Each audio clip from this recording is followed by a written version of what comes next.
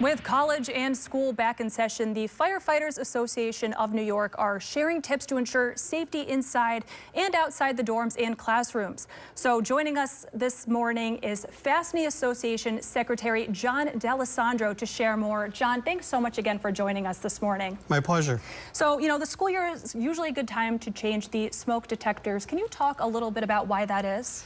Yeah, first and foremost, whether it's in a dorm room or in your own house, you should have working smoke detectors. They're relatively inexpensive these days. You should have one on every floor of the house, and if you can afford it, on every floor and one in each of the bedrooms.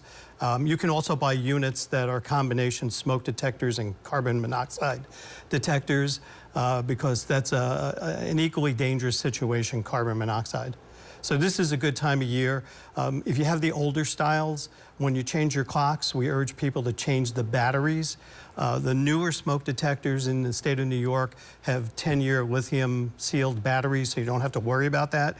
But there are many, many houses and apartments and dorm rooms that have the old style where the batteries need to be changed.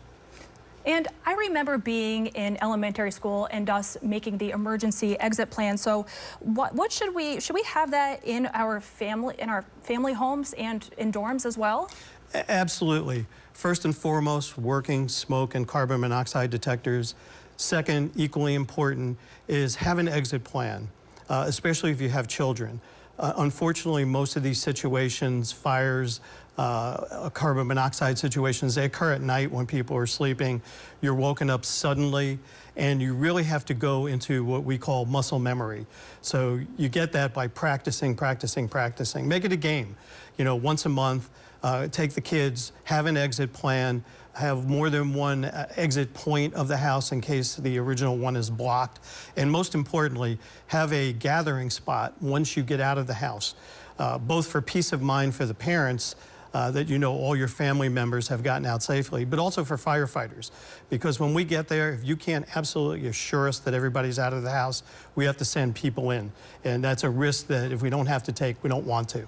And with it being the fall season too, a lot of people are going to be lighting their fall candles. So, can you give us some safe tips and tricks for when it comes to lighting candles in your dorm or at your house? The most important thing with candles is never burn them unattended. Oftentimes people light them, they're in the room, then something happens, or they get a phone call, or they go outside, and that's usually when we see the problems. So never leave them unattended. Burn them in the containers that they were manufactured in.